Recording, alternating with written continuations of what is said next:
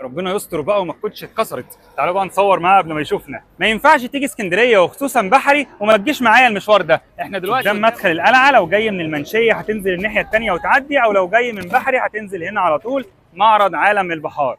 تعالوا نشوفوا بقى التحف الجميله دي عباره عن ايه. السلام عليكم. وعليكم السلام ورحمه الله وبركاته.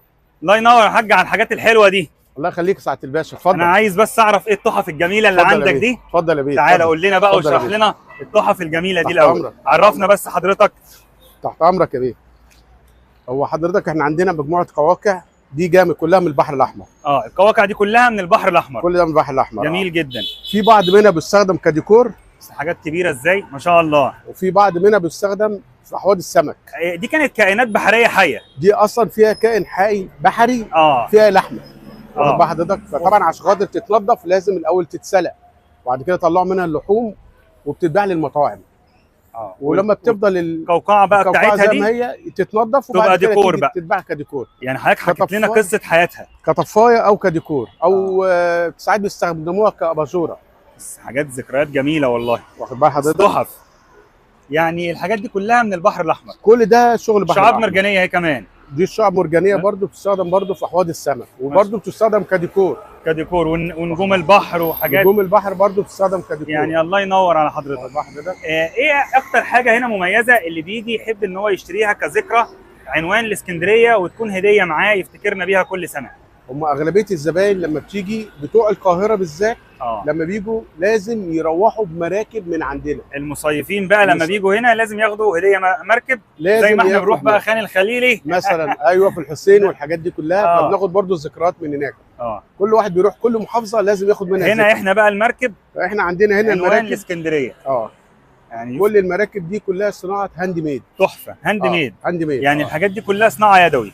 صناعه يدوي، وفي نفس الوقت بتختلف من ورشه لورشه. كل ورشه بتحط الديزاين بتاعها واللمسه بتاعتها. كل واحد بيحط لمسته غير التاني. يعني حجمها شوف يعني ازاي، وكمان دقيقه وشغلها تحفه. وهي دي حضرتك على ما بتتجهز بتاخد وقت كمان مع الصنايعي. شغل يدوي طبعا. اكيد طبعا. واخد بال حضرتك؟ يعني الحاجات دي كده تبقى تذكار من اسكندريه وتتحط في اي بيت كديكور تكون تحفه. ايوه. وذكرى ليه. حوض سمك في مكتبه. واخد بال حضرتك؟ تتقدم هدايا، تتحط على مكتب. واخد بال حضرتك؟ يعني برضو ليها كذا ليها كذا استخدام. في مكرميات.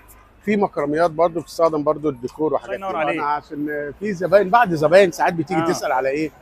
على بعض الشبك وبعض حاجات كده اللي هي بتمنع الحسد والكلام ده كله والرزق والكلام ده كله. الحاجات دي طبعا انا مقتنع بيها، دي بتاعت ربنا. طبعا 100%. اللي مكتوب مكتوب. انت بتبيع منتج هو بقى يستخدمه بقى زي ما هو عايز. انا عشان اقول دي عشان كذا لا يبقى انا كده بس. الله ينور عليك. 50 جنيه حاجه. احنا عندنا هنا ادوات صيد ان شاء الله باذن الله. وطعم الصناعي قلت لي باذن الله موجود ادوات صيد وموجود طعم صناعي، لكن طعم طبيعي انا مش موجود عندي حاليا. ده صعب. لكن كل حاجه ليها علاقه بالبحر والهدايا التذكاريه اللي الناس تفتكرها والمصيفين لازم يجوا هنا. طبعا احنا في بحري، هم بينزلوا بقى في ميامي وفي خالد بن الوليد، لازم يجوا هنا الانفوشي وبحري. وطبعا وفي نفس الوقت البحر. ده اساس البحر طبعا. وفي نفس الوقت تجهيز مطاعم وفي فيلل وشاليهات. ديكورات بقى، ديكورات المطاعم. كل ده ديكور موجود عندي. بيجوا ياخدوا من هنا. مطاعم السمك برضه نفس الحكايه، كل ده بيجي ياخد ديكورات من عندي انا. انت عندك ما شاء الله تحف وحاجات جميله. الله يخليك. طيب هل بقى الاسعار يعني مناسبه؟ يعني ممكن لو واحد عايز ياخد هديه ولا بقى تبقى غاليه عليه؟ والله هقول لحضرتك على حاجه، هي الاسعار بتتفاوت من حاجه لحاجه او من حجم لحجم على حسب القطعه نفسها. حسب القطعه. يعني مثلا لو هديه بسيطه كده تذكار الاسكندريه تبدا معانا من اول ايه؟ اقل حاجه مثلا بتبدا من اول 35 جنيه كاصغر حجم بالنسبه للمراكب. يا نهار ابيض، ده 35 جنيه ده ولا حاجه. ما ولا حاجه.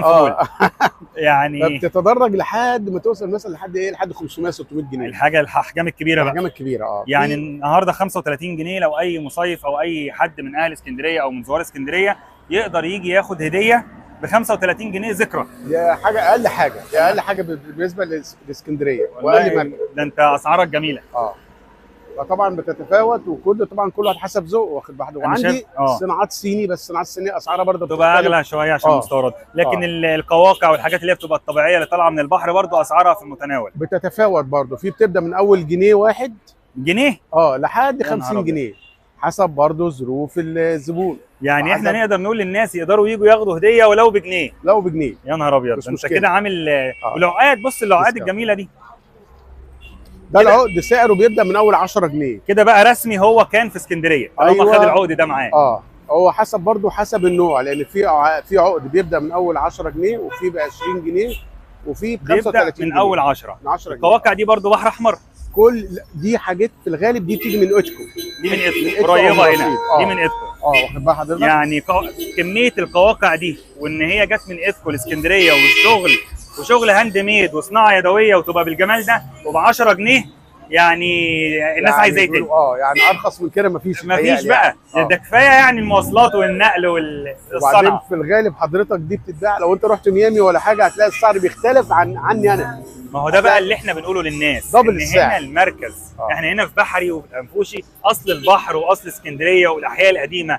في كل مكان هتلاقي الحاجه دي، بس هتلاقيها بكام؟ بس بتتفاوت من مكان لمكان وفي منافسه في الاسعار. طبعا اماكن سياحيه غير طبعًا. هنا. طبعًا. عشان كده دي الخدمه اللي احنا بنقدمها لمتابعينا. بنقول لهم يعرف يجيب الحاجه دي منين، من بيتها. ايوه. ما يجراش حاجه لما يركب مشروع ب 5 6 جنيه. ويجي، احنا بنقول في اسكندريه مشروع، ويجي ينزل هنا ويختار الهدايا بقى اللي هو عايزها، وفي نفس الوقت بيوفر لنفسه فلوس، يعني احسن ما حد تاني يكسب منه. ايوه، يعني ممكن مثلا يشتري حاجه واحده ب 100 جنيه ممكن يجي ياخد من عندي مثلا 10 حاجات ب 100 جنيه. طيب فهنا بتختلف بقى، بتتفاوت من مكان لمكان. احنا بنروح مطروح ونجيب لب من هنا ونجيب هدايا من هنا. هو برضو لو عايز هدايا ليها علاقه باسكندريه وجمال اسكندريه واصل اسكندريه، يجي الانفوشي. احنا هنا موجودين في معرض عالم البحار قدام مدخل القلعه، يجي يشرفنا. انا انبسطت جدا بحضرتك. والله انا اتشرفت بحضرتك والله، من المعلومات الجميله والاسعار الحلوه اللي احنا بنقدمها لمتابعينا النهارده. انا اللي سعيد جدا والله بلقاء حضرتك والله. انا اتشرفت بحضرتك وشرفتنا في تركايه وحكايه. الله يبارك لك. تابعونا بقى دايما علشان تعرفوا كل جديد. اخوكم مراد محمود.